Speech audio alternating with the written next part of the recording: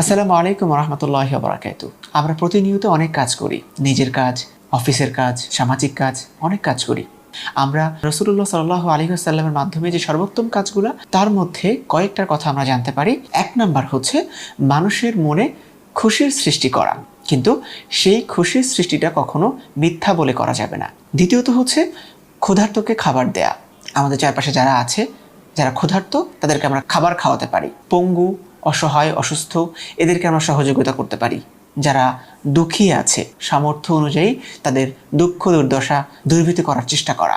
এবং যারা আহত, যারা অসুস্থ, তাদেরকেও আমরা সামর্থ্য অনুযায়ী সেবা করতে পারি এবং সহযোগিতা করতে পারি।